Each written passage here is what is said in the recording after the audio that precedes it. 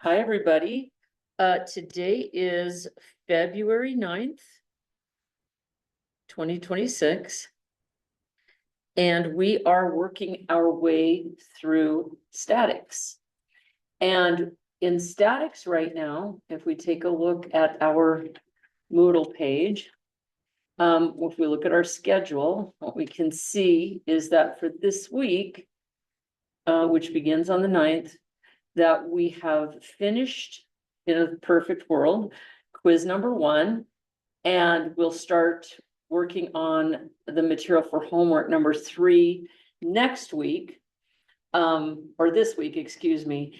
And then we'll do homework number 3 the following week. So if you're a little behind, some of you are on right up on it, so that's good. But if you're a little behind, we have a little bit of time. As long as we keep moving forward, everything is going to be just great. The other scary thing about this is we are just really getting close to midterms, which is unbelievable. But the week of March 2nd is going to be our midterm exam. And we'll schedule a time for you to take that exam.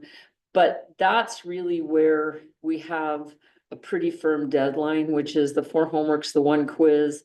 And then, of course, the midterm exam have to be submitted before we leave for midterm break or for spring break. And the reason for that is because I have to submit midterm grades to show your progress. So the midterm grade is not a permanent grade. It just is on your record temporarily to tell you where you stand. So this is sort of where we are right now. So if we're here in this week, we have 1, 2, 3, in 4 weeks, we're going to be messing with midterms, which is just, I know. So already, I know. So like I said, in a perfect world,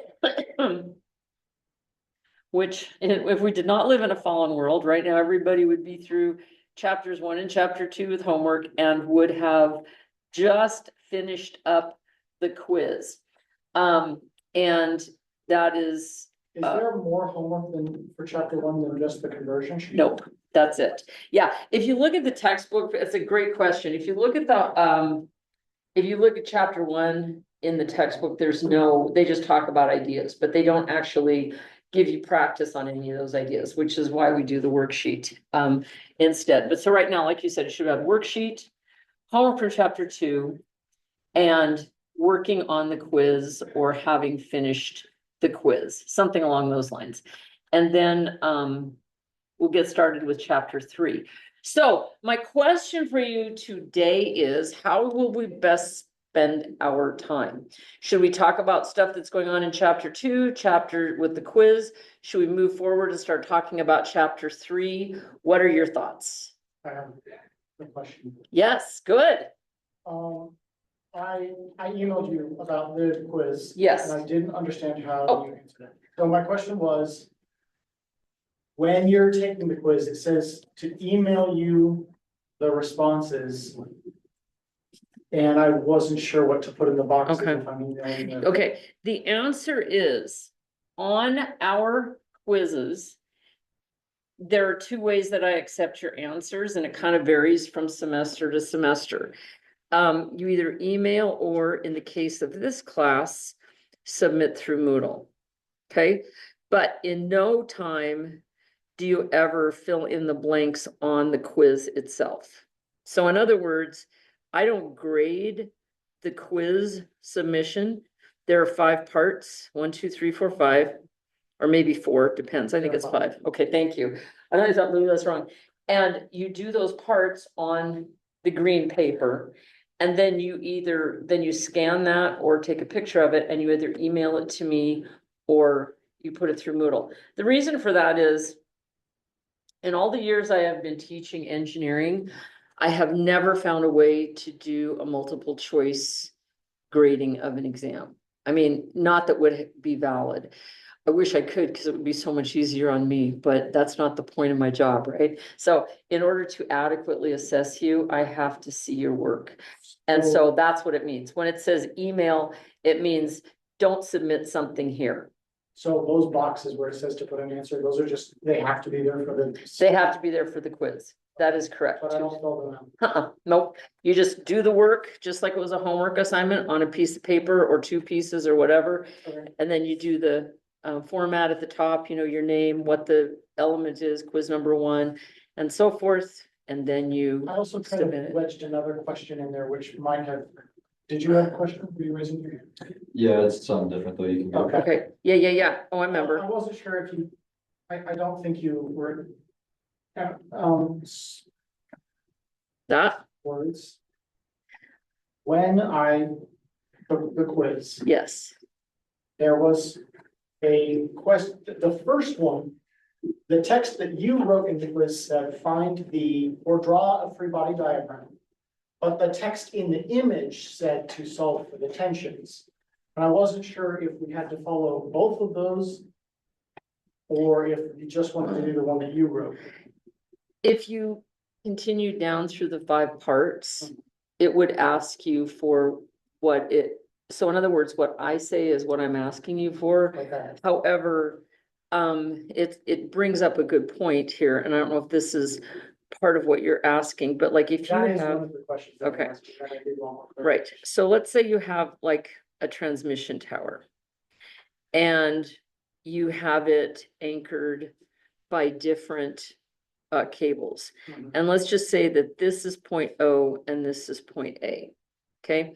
And just for the sake of argument, let's say, I think this is question 3 and 4. okay, so let's just say that the vector from O to A is, let's say, 3 feet in the I direction, minus, because we're going down from O to A, 11 feet in the J direction, plus 4 feet in the K direction.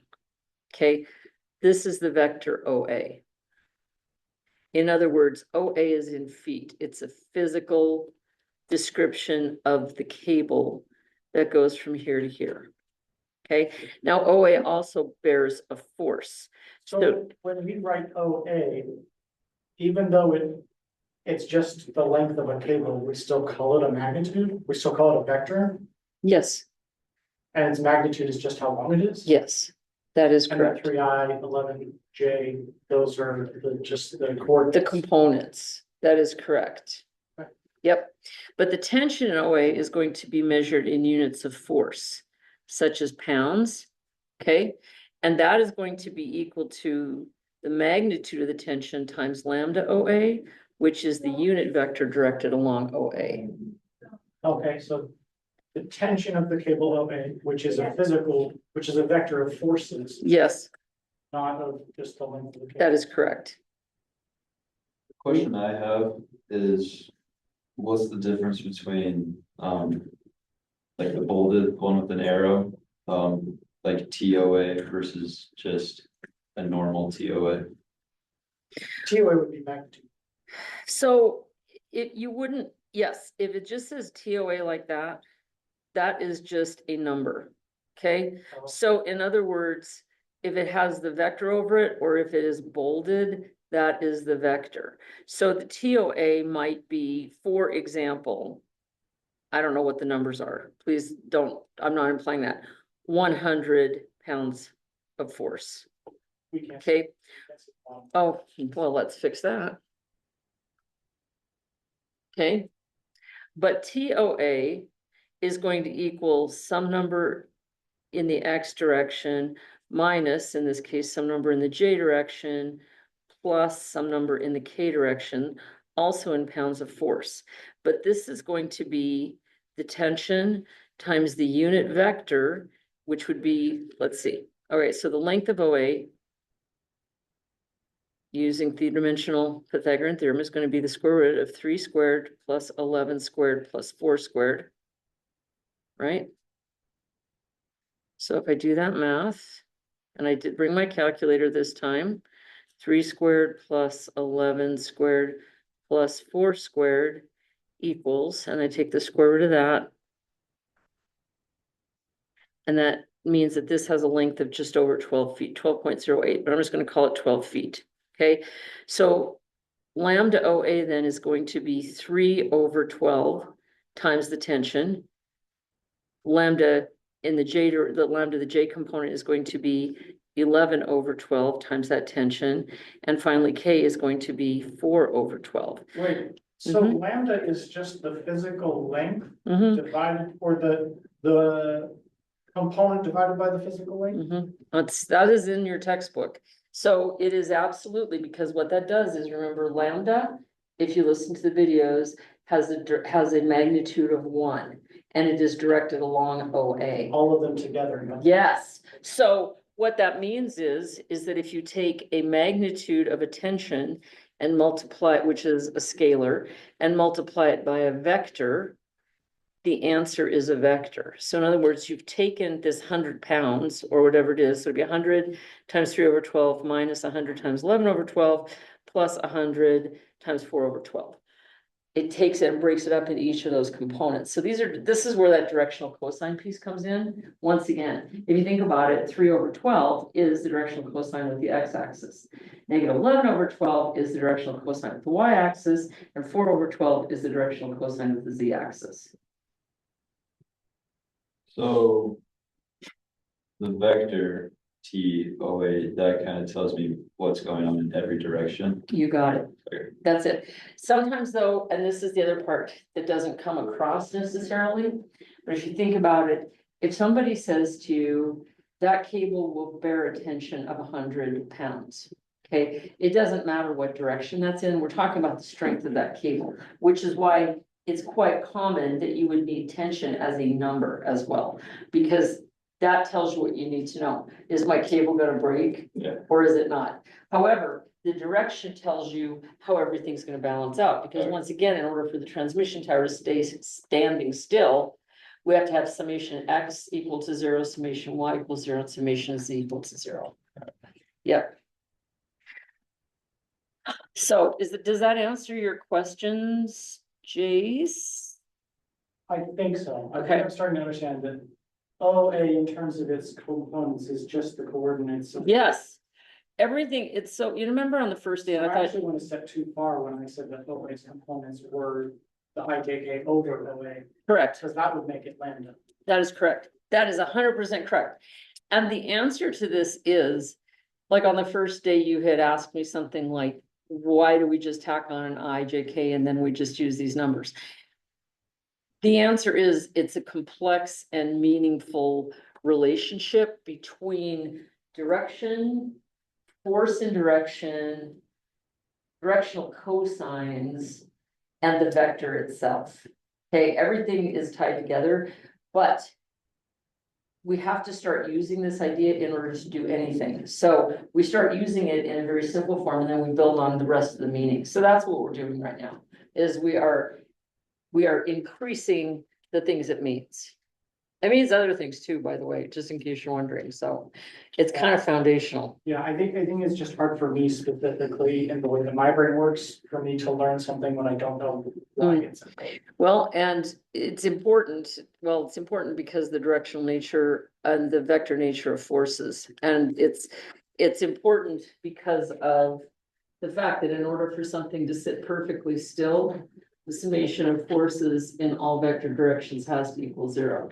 So this is what we're always getting at. That's Newton's second law of motion, where acceleration is equal to 0 for that special case. And this is the basis of everything we're doing. So in a larger sense, we do know the larger pieces, but filling in the rest of it, we could spend 3 months before we ever put a pencil to a piece of paper, and would not serve you well to do that. So sometimes we do that. You'll see this with all of your engineering classes. They'll give you, and I'm not implying for a moment that this is simple, but they will give you less complicated examples so that you can practice and get basic skills. Because it's just like why do we do 2-dimensional stuff before we do 3-dimensional stuff? Well, because A, it's easier and you have less chance of making a horrific error, but also because the 2-dimensional skills, unless you choose to use the parallelogram or the triangle method, built into the 3-dimensional set. So the way engineering science classes are constructed is in that deductive way, where you build on what you know and come out with a bigger skill set because you built on basics. So yes, Ricardo. I was going through that and I got everything like from the OA, Yeah. like there's pretty much just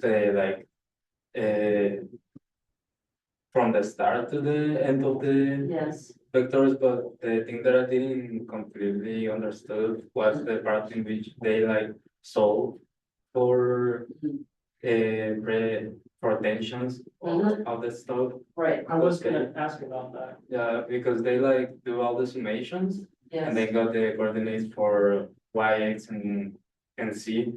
But then they like solve for the tension because I know they have to, right. I know we have to do some changes because we don't have the actual tension, we just have like. You have to solve for Force. the tension. Yeah, we have Yes. force and like distance and we have to turn that into Yes. tension.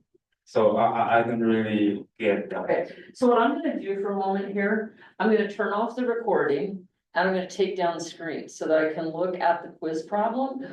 Because I can't give you the quiz in the class and obviously it'd be very stupid of me to record the quiz, right? So I'm gonna go ahead and do that, and it'll just take me a few minutes. And then we'll talk a little bit about it in more general terms, okay? So hang on, I'm gonna pause the recording. So you, All right, we're just gonna continue with our discussion here. We've been talking a lot about the quiz, and so I didn't want to put it on the video. But basically, we've talked a lot about unit vectors, and we've talked about the relationship between physical vectors and the tensions or the loads that they bear. And at that point, what we were saying, the class made some very good connections about how things fit together. And this is the cool thing about engineering. It's the stuff, this is the thing that will make you crazy, but it will also be the most reassuring, is everything always fits together. And if it doesn't fit together, there is a mistake. So like last week, Jason and Ryan, you were here as well, but we were talking about cosines, and we talked about the fact that if you have a vector in 3 dimensions, if you take the directional cosine of those things, square them, add them together, that they will equal 1. So when we did that, and at first it didn't equal 1, what did that mean? Did that mean that all physical science is a ruse and it doesn't work? Or is it more likely that we did not convert from radians to degrees? Yeah, there you go. So that's the other piece of it. So it always works. And that is that piece of, I would have to say in real life, that doesn't happen very often, but when everything works together and everything balances out and you have some weird string of units and you separate them out and you cancel things out and you multiply things by each other and it comes out to be perfect, you know you did it right. You don't have to have your teacher tell you, you know you did it right. But in the meantime, that's what I'm here for. So I appreciate this conversation. You guys have really analyzed this at a very nice level. So saying everything works, there are several different ways to say the same thing. And we've said a few of them, and over the course of the semester, we'll say it even more different ways. So, and in more dimensions and with shape. And in the meantime, don't load your rocks on the top shelf of your bookshelf. All right. All right, you guys have a wonderful day. And Ricardo, I'll see you Wednesday. And if you guys have any questions, come by and see me. Okay. okay. All right. Have a wonderful day, you guys.